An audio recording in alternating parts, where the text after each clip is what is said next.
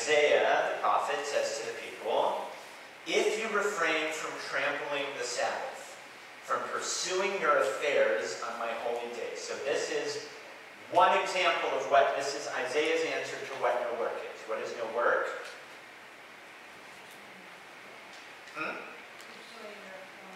Affairs, right? So we'll call it business.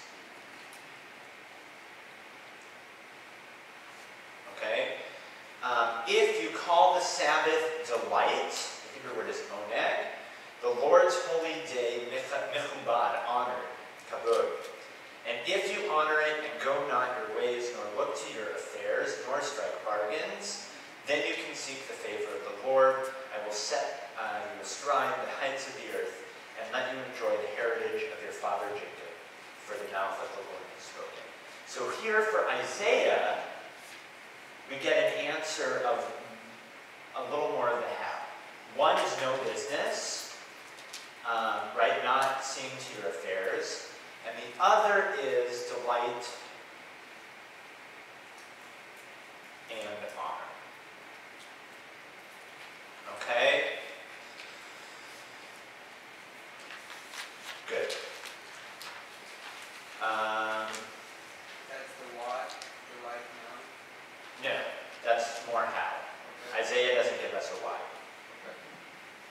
Why is it on Friday and no Saturday? Like religions organized. Right. So for Christians who observe Sabbath on Sunday, they still think seventh day, right?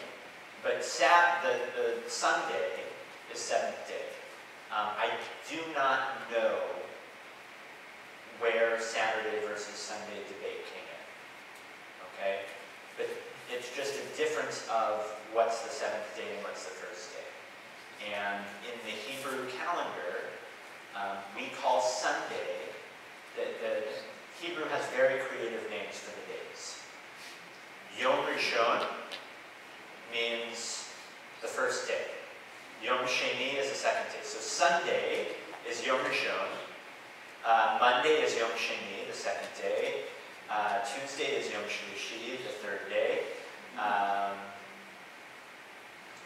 And so on. Friday is Yom Shishi, the sixth day. And then Saturday is Shabbat. So it's just a matter of which day we're going to call the first day and which day we're going to call the seventh day. Okay? Now, in early Reform Judaism, there was a movement to move Shabbat to Sunday. Right? Some early Reform rabbis said it's all arbitrary anyway, so why not say the seventh day is Sunday and be in line with our Christian neighbors? That movement did not go very far. What some early Reform synagogues did is have their main service on Sunday, but it was still a weekday service. They didn't call it a Shabbat service.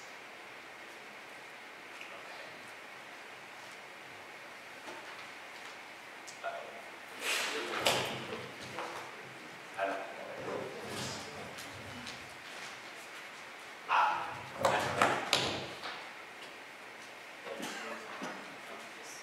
Yeah, but we still have to come out this way.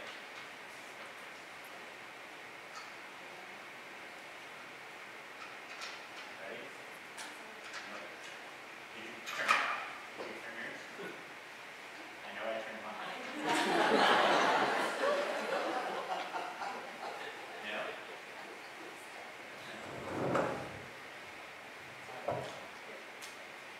No, it's not. Are we going to try turning it? Okay. Oh, this is why you've got to have military people. Oh. All right, Camille's the new teacher's pet.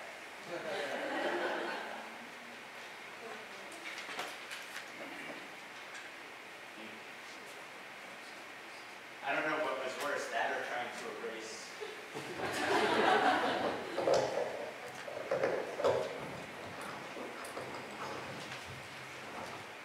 Okay, so now that we have a little bit of biblical background, we're going to look at how do we celebrate Shabbat. And the way we're going to do it is by breaking down into those categories that we were given from the Torah. So we have Zachor, which is remember. Shamor, which is observe. And Kavod, and Oneg, which is honor and delight. Now, the way that we're going to break these up, was it the original intent of our Torah? Probably not, but it's how we're going to look at it anyway. Did I have...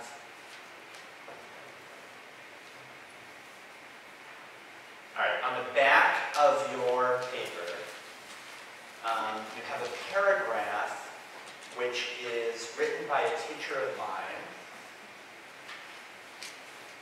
where I think he really clearly explains the three different ways in which Shabbat is observed.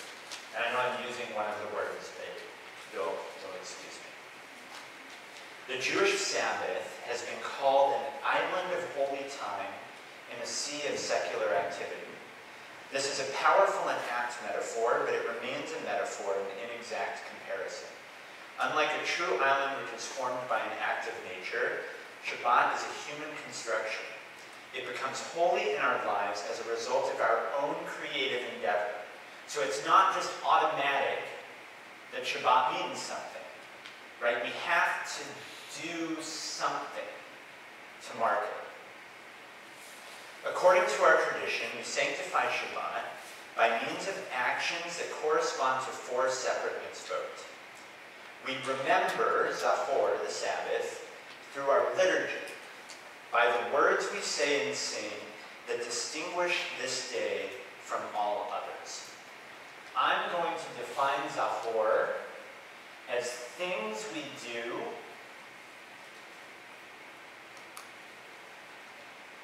that we don't normally do. Okay? So there are things on Shabbat that we do that we don't do any other day of the week. Okay? It continues. We observe Shamor, the Sabbath, by refraining from doing work on that day. So just as we have things that we do on Shabbat that we don't do the rest of the week, we have things we don't do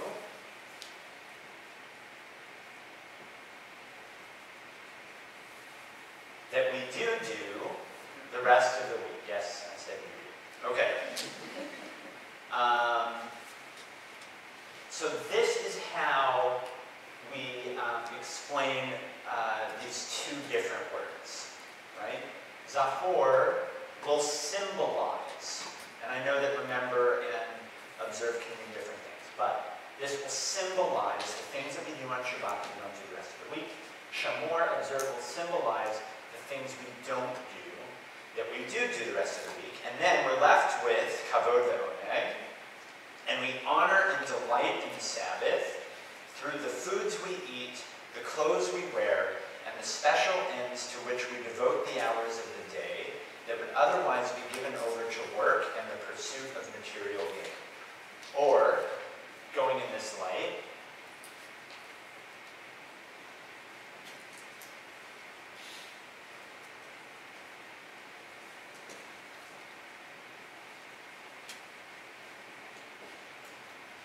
things we do differently.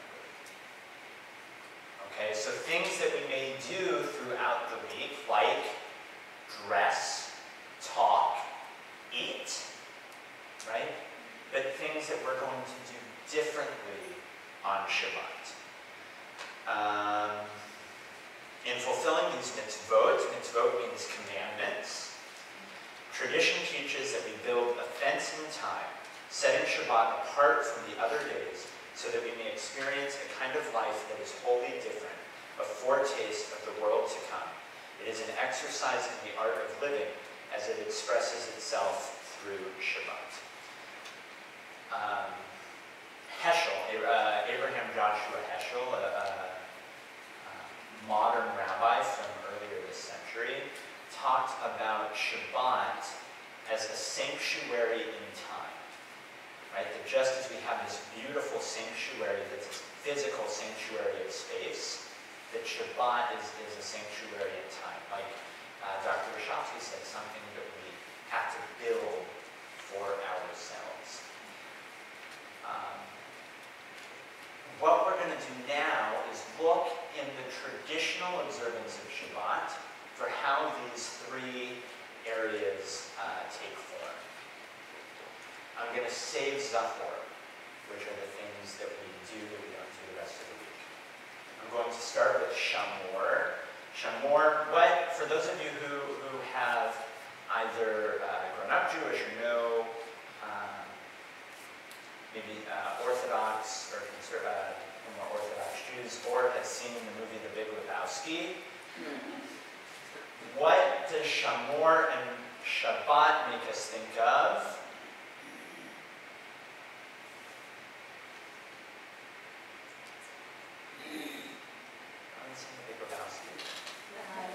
Shomer Shabbos. Okay, Shomer Shabbos is the phrase or the word that's used for someone who keeps Shabbat. Okay? Or we could say observes Shabbat.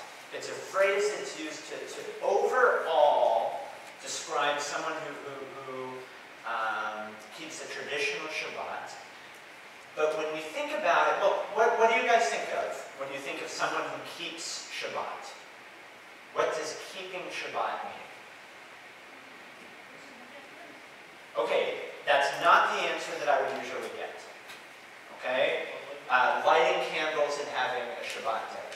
I like the answer. It's not the answer that I would usually get. Yeah? Keeping Shabbat, you make a proactive effort to sit quietly. It's a day of rest. And kick it off with Shabbat dinner on Friday evening, and then you end it Sunday. Okay. Good. All right, right? I don't roll on Shabbos, right? He wouldn't drive, he wouldn't bowl, or no, right? He didn't bowl. He bowled every other day of the week. He wouldn't bowl on Shabbos, right? I think that you're missing out. It's brilliant. I think often, and you all have proven me wrong, and I thank you for that, but I think very often the things we don't do get front billing, top billing, when we think about what Shabbat means. And when I usually ask a group of people what it means to keep Shabbat, they answer, don't drive, don't turn on lights, won't cook, right? And you say, oh, that's if they're Orthodox, right? But that's what most people think of when they think of what it means to be Shomer Shabbos, to keep Shabbat. And they're not making it up, right? Things we don't do is that idea of no work. Now we saw that the Torah didn't tell us at all what don't work means, right? The only thing that we get that I didn't give you in the sheet is no fire. Okay, that's biblical. Okay? It actually says that someone who lights fire on Shabbat should be stoned to death. So, lighting fire we know constitutes work, and that that's biblically prohibited on Shabbat. But nothing else is given. We know Isaiah said not to see to your affairs, right? But that's the first we hear of that. That's nowhere in the first 5 books, in Genesis, Exodus, Leviticus, Numbers, or Deuteronomy. The only specific prohibition is lighting fire. Yes? The Bible says no fire yet. Which Bible? Yep. Keep it here.